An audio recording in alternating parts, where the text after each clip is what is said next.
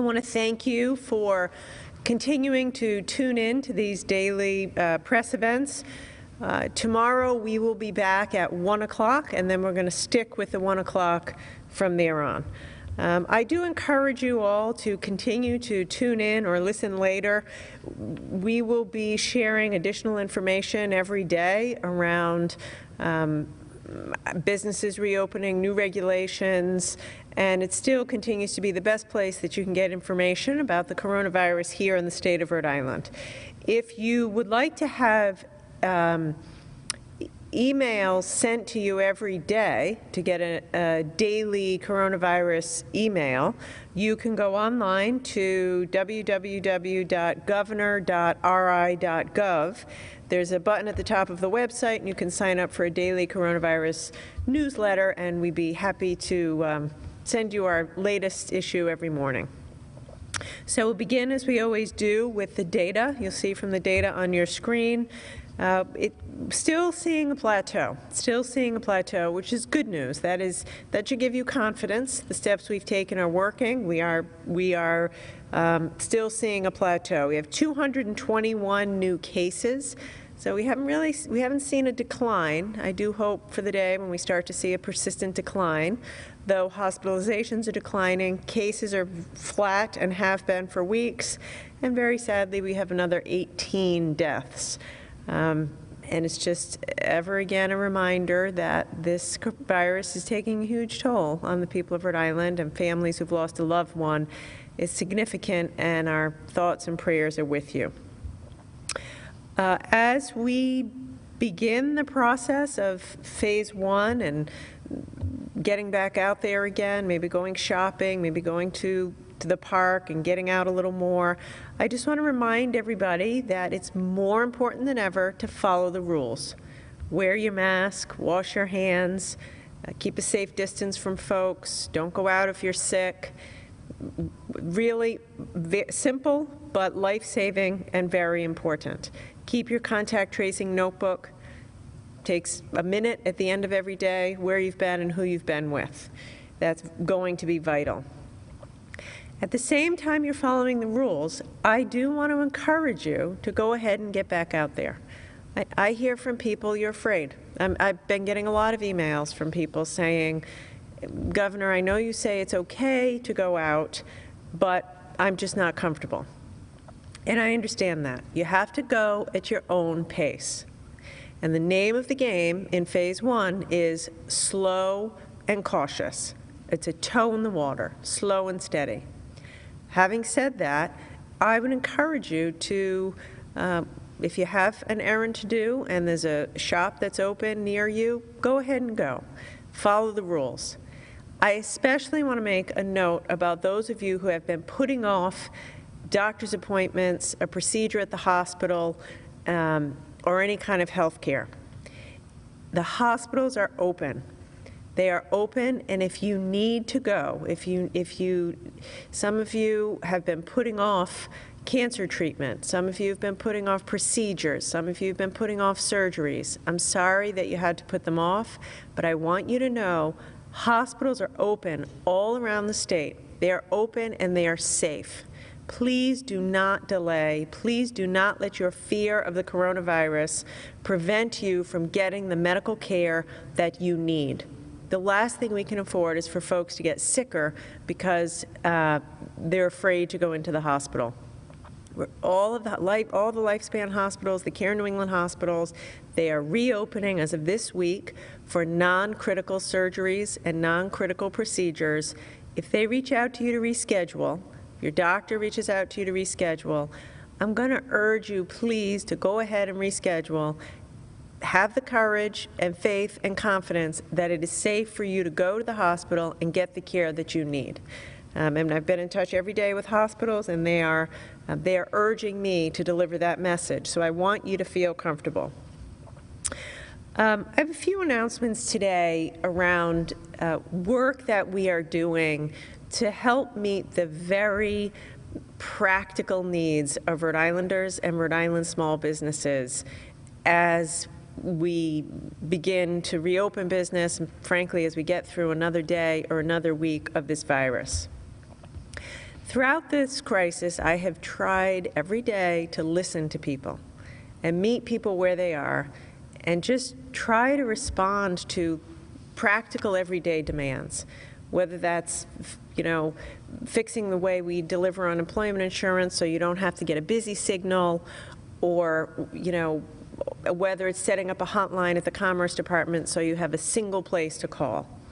And so to that end, we've been hearing from businesses who are saying, okay, Governor, I'm a small retail shop.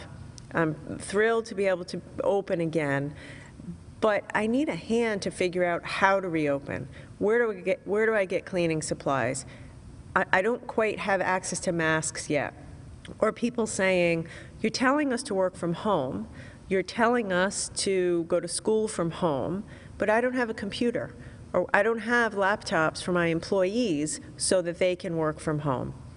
So to that end, the following announcements I have are designed to help you out in simple but important ways to make your lives a tiny bit easier as we begin this next phase. So I'm announcing now that starting next week, we'll be distributing 500,000 masks as well as disinfectant solution through a collaboration with our state's industry associations and chambers of commerce. The supplies are going to be available to small businesses. We're focusing on the smallest businesses, businesses with 50 or fewer employees, including retailers, restaurants, manufacturers, the smallest of our businesses, frankly, the ones that have been hit the hardest and the ones that are struggling the most in getting their hands on the supplies they need to reopen safely with the new guidelines. These businesses are going to be able to pick up about a month's supply of face coverings, surgical masks, as well as a voucher for disinfectant that can be purchased from any Ocean State job lot store in the state of Rhode Island. And we are hoping to have this ready to go next week. The goal would be to roll this out next week. So to obtain the supplies, in order to obtain the supplies, if you're a business of 50 or fewer, you need to show that you've completed your COVID-19 control plan. We need to see your checklist that you're ready to go. There's a template for that plan on reopeningri.com. So let me rephrase. If you're a small business, let's say you're a small retailer, you want to get back into the business of reopening, it's confusing. Step one, go to reopeningri.com and look at the reopening template. We want to hold your hand and walk you through it to show you what's expected of you. Then, if this could help you out, if you need a hand to get an initial shipment of surgical masks or masks and disinfectant, you can go ahead and sign up for that. This is meant to be about a month. It's kind of a starter installation, just to give you a hand as you begin to learn how to operate in this new normal. For more information about everything I've just said, you can go to Commerce RI. You can learn about this initiative. Also there, we'll be distributing this through local organizations and chambers of commerce and business associations, so you can have a look at the list of those business associations and figure out the easiest way for you to go ahead and pick up your supplies. And then, as I say, you can also get a voucher, which you can redeem at Job Lot for your cleaning supplies. I need to give, this is no small feat, right? Securing 500,000 masks, figuring out a simple way to distribute them to our smallest businesses. Might sound easy. It's a logistical challenge. It would not have happened without the terrific work and leadership of Steve King.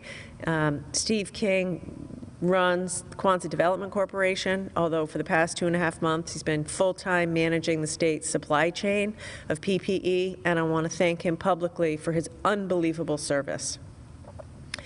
Additionally, in the same vein, I'm also pleased to announce that thanks to a generous donation from Microsoft, we also have 500 laptops available for Rhode Island small businesses. We'll be making those laptops available to businesses with 25 or fewer employees.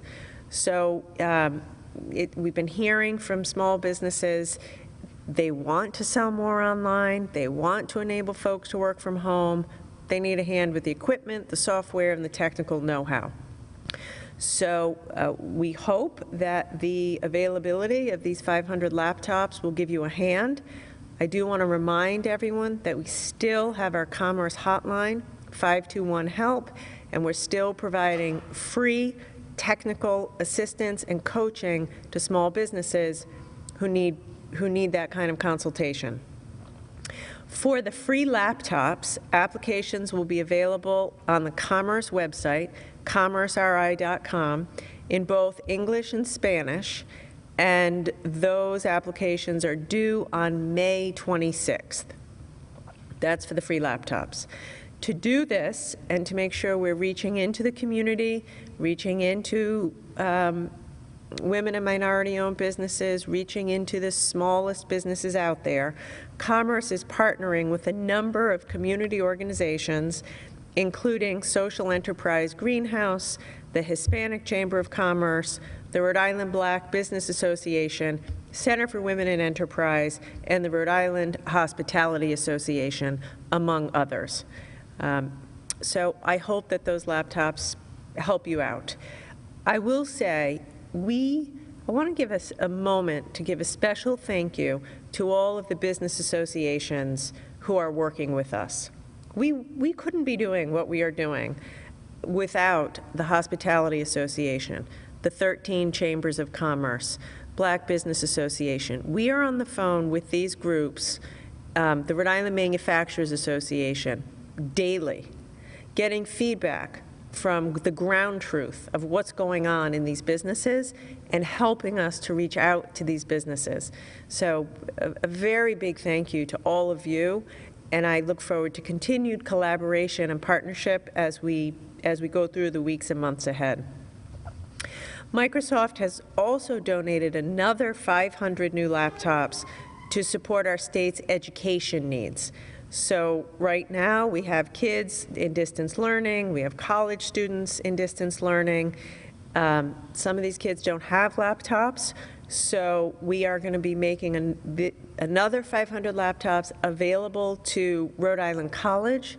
We've heard there's a need there to help some of those students, and to schools and districts that have an identified need where some kids need a hand with a laptop. So I want to give a big thank you to Microsoft for a generous donation of 1,000 laptops, and I hope it's some relief to those of you out there who could use a computer. Okay, I want to take a minute to talk about testing. Testing it's a big deal. You know, it's the way we're going to get through the next 9 or 12 months of this crisis. Testing won't prevent somebody from getting sick, per se, but what it will allow us to do is keep a lid on the virus by letting us know who is sick, who they were exposed to, and therefore how we can prevent any major outbreaks. We are going to be living with this virus for until there's a vaccine. Best guess is sometime early next year, March, April, there'll be a vaccine widely available. Hopefully before then there'll be a highly effective therapy. No matter how you cut it, we're living with this for months. That I can't stop. So what we can do is make sure we have the systems in place that will enable us to get back to work and back to school without overrunning our healthcare system. The bedrock of that is testing and contact tracing. Test folks, figure out who they were in contact with, and then isolate and quarantine. So last week I talked about our overall testing strategy. Our strategy is to make sure everyone with symptoms, if you have a cough, if you have a fever, can get a test within a day. That's the goal. Right now, we're doing about 3,000 of those sorts of tests a day on people with symptoms. We also want to be able to react quickly to an outbreak. Our goal is to be on the scene of an outbreak within 4 hours. So we need to be focused on mobile testing. Let's say there's an outbreak in a manufacturing operation, an outbreak in a nursing home, an outbreak in the veterans home. We want to get there and do rapid testing. And also, at the same time, we are creating an early warning system by testing groups of asymptomatic individuals. So as we go through this in the months to come, we'll be just doing random samples of testing of folks who might not feel sick. We want to get a handle on, I think of this as an early warning system. What's going on in this community? What's going on in this school? What's going on this college campus? What's going on this big corporate campus? That'll give us an early warning signal so that we're never again behind. If we've learned one thing, it's that we can't get behind this virus. We always have to stay a step ahead. Once we're behind, it overruns us. So in the past week, we have really scaled our symptomatic testing in our hardest hit communities. We've launched a new site at the Rhode Island Free Clinic in Providence. We've tripled our testing capacity in Woonsocket. I'll say, if we're in Central Falls or we're in Woonsocket, the positive test rates in some of these communities, in poorer communities, in dense urban areas, in immigrant communities is high. It is higher. And so what that means is we have to do more testing. The CDC says you have to do enough testing until your test positive rate is below 10%. Now, we're there as a state, but we are not there in these communities, so we have to really keep our eye on it, and it's why I keep saying we're not out of the woods yet. And so that's what we are going to continue to do. I want to say this. As we're getting more into these communities that have been hardest hit, dense urban communities, poor communities, communities where folks don't have cars, communities where they're undocumented immigrants, we hear people are afraid. They don't want to get tested. They're afraid to get tested. They feel they don't have the money to get tested. So let me say this. Testing is free. If you can't afford it, if you don't have insurance, we'll pay for it. It's easy to do. It won't take more than a couple minutes. No one's going to ask you about your immigration status. We have places in your community that you can walk over to. Please, please, please get tested. If you're hearing me now, if you are sick and you've been afraid to get tested, I need you to have the courage to go and get your test. It'll help you, it'll help your family, it'll help you and your family get back to work, it'll help your whole community.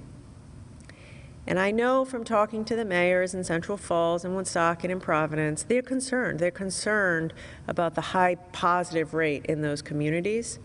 And I share that concern, and I want you to know we're on it, we're leaning into it, we're going to continue to test, we're going to get into the community until we drive those positive percentages down from 15, 20% to below 10%.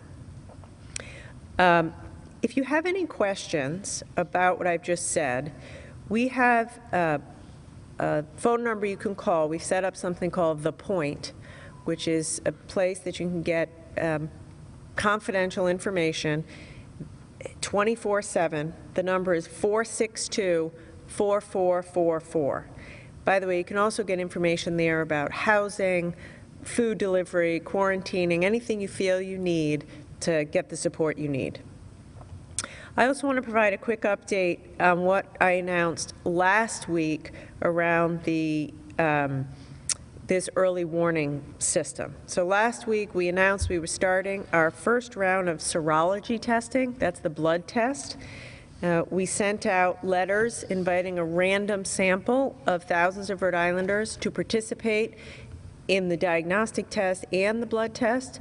We've decided to run that through a number of Stop and Shops across the state. Early days, we just started, but so far so good. Again, we want to get into the community. So today, I'm announcing that in addition to the 4 original locations in North Providence, Pawtucket, Cranston, and Newport, we are also adding new sites for testing. Both of the new sites are in Providence.